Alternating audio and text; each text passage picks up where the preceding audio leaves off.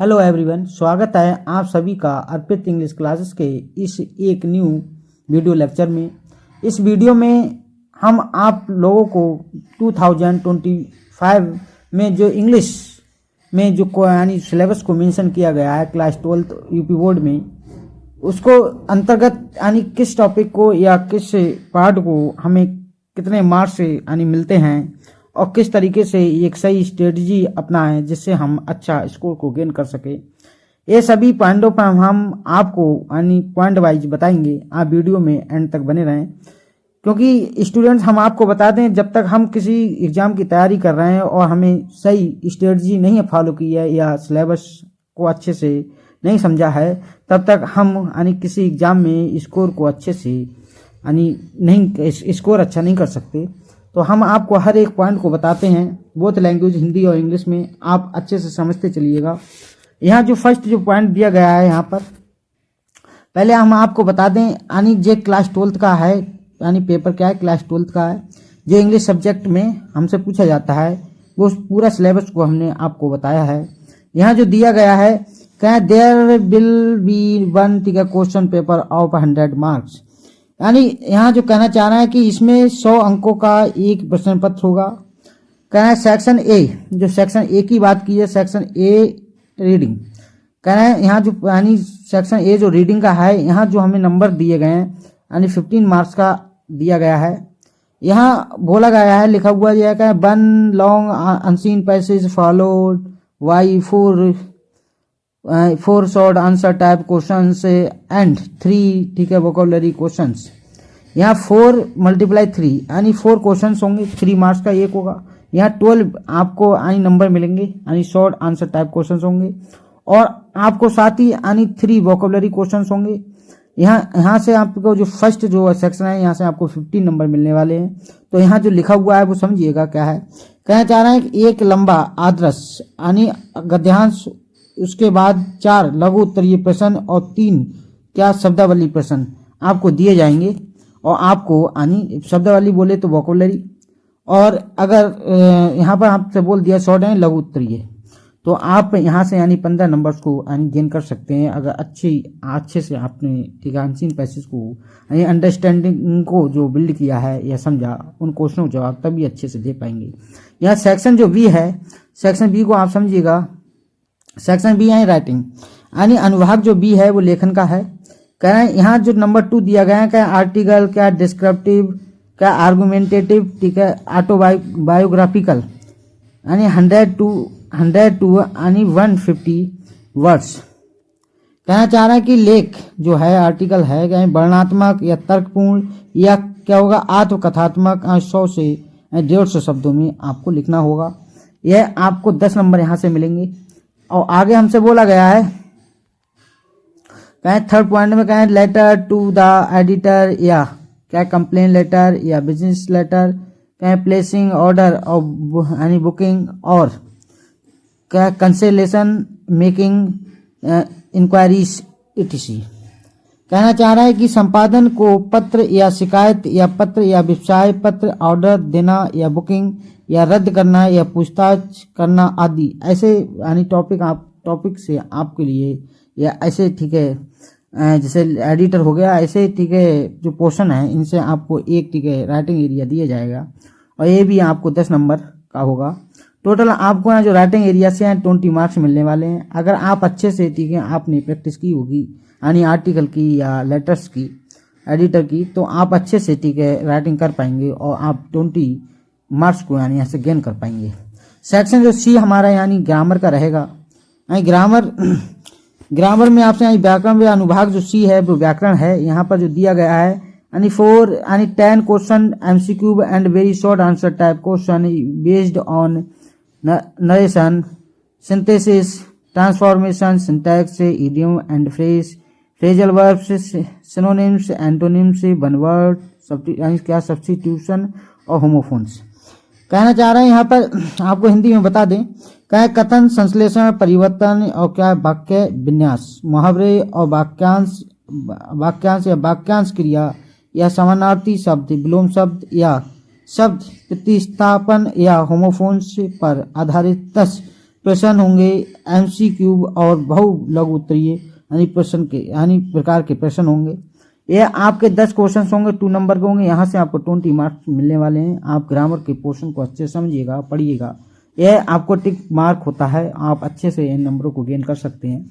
यहाँ पे जो 5 पॉइंट दिया गया है, translation from Hindi to English यानी क्या 7 to 8 सेंटेंस। ठीक है, यह 5 नंबर का टॉपिक रहेगा। एंड ट्रांसलेशन का क्या हिंदी से अंग्रेजी में अनुवाद यानी 7 से 8 वाक्य होंगे, वो आपके 5 नंबर के होंगे। जो अनुभाग हमारे पास जो डी दिया गया है, इसको आप समझिएगा, सेक्शन डी लिटरेचर का होगा। यहाँ आपको फ्लेमिंगो यानी टेक्स्ट बुक को पढ़ाया जाता है सिलेबस में, जो आपको ठीक है इंक्लूड है।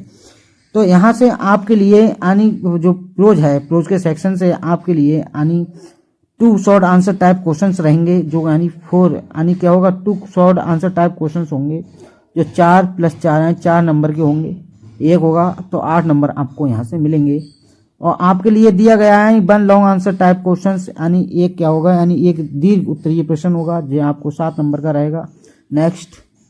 नेक्स्ट आपको यहाँ से जो पोइट्री का क्वेश्चन है, पोइट्री का पूछा जाएगा। यानी 8 में लिखा है क्या 3 very short answer type question and based on the given यानी पोइट्री क्या एक्सट्रैक्ट यानी 3 × 2 यानी 3 क्वेश्चन होंगे 2 नंबर के, 6 नंबर आपको यहाँ से मिलने वाले हैं। तो यहाँ जो दिया है दिए गए वाक्य अंश पर आधारित 3 अति लघु उत्तरीय प्रश्न होंगे। नोट में दिया है कि question related to identification of the following figures of speech will be included in the poetry section. क्या निम्नलिखित अलंकारों की पहचान से संबंधित प्रश्न पूछे जाएंगे। ठीक है, कविता अनुभाग में शामिल हो जो। अब यहाँ पर जो दिए गए हैं सिमली, मेटाफर, पर्सोनिफिकेशन, ऑक्सीमोरल, एपिस्ट्रोफी, हाइपरबल और ओनोमोटोपोइया। यहाँ यानी उपमा होगा, रूपक होगा, मानवीकरण होगा, ऑक्सीमोरोन होगा और एपिस्ट्रोफी होगा, अतिशयोक्ति होगा और ओनोमोटोपोइया होगा। ये आपको यानी फिगर ऑफ स्पीच को मेंशन किया गया है सिलेबस के अंदर। ये हमने आपको चैनल पे डाल रखा है, वहां से आप पढ़ सकते हैं। 9 पॉइंट है central idea of the given poem यानी दी गई कविता का यानी केंद्रीय विचार को आपको लिखना होगा। अब नेक्स्ट जो हमारी विस्टास यानी सिलेबस में लगी हुई है उसको उससे यानी कितना पूछा गया है उसको देखते हैं। स्टूडेंट्स यहाँ जो विस्टास है सप्लीमेंट्री जो दिया गया है, यहाँ से आपके लिए सप्लीमेंट्री रीडर यहाँ 10 में दिया गया है 2 शॉर्ट आंसर टाइप क्वेश्चंस होंगे यानी 8 और 8 यानी 4 नंबर का एक होगा। टोटल 8 नंबर आपको यहाँ से मिलने वाले हैं। 1 लॉन्ग आंसर टाइप क्वेश्चन होगा जो क्या है यानी 7 नंबर का रहेगा। तो यह इसका यानी जो विद मार्क्स था सिलेबस था। अब हम आपको बता देते हैं कौन कौन से चैप्टर्स आपके फ्लेमिंगो में विस्टास में लगे हुए हैं। यहाँ आपको यानी फॉलोइंग बुक्स आर टिकट है प्रिस्क्राइब्ड।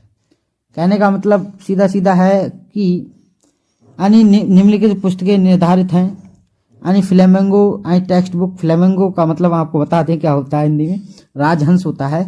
कह रहे हैं प्रोज दिया गया है, प्रोज में अब यानी जो प्रोज यानी गद्य जो है, गद्य में आपको 8 यानी पार्ट को मेंशन किया गया है। फर्स्ट जो दिया गया है क्या है लास्ट लेसन जो लिखा गया है अल्फ्रेड एंड क्या है डॉडेट। ठीक है, अल्फ्रेड डॉडेट ने लिखा है इसको। नेक्स्ट जो दिया है यानी क्या लास्ट स्प्रिंग, सेकंड है लास्ट स्प्रिंग यानी खोया हुआ बसंत, यह एनिस ठीक है जंग ने लिखा है। और थर्ड जो दिया है डीप वाटर यानी हिंदी में गहरा पानी होता है, इसको विलियम यानी क्या यानी डगलस ने लिखा है। नेक्स्ट दिया है द क्या है रेट्रैप का मतलब द रेट्रैप जो है वो लिखा है यानी सेल्मा लेजर लोफ ने लिखा है, सेल्मा लेजर लोफ ने लिखा है।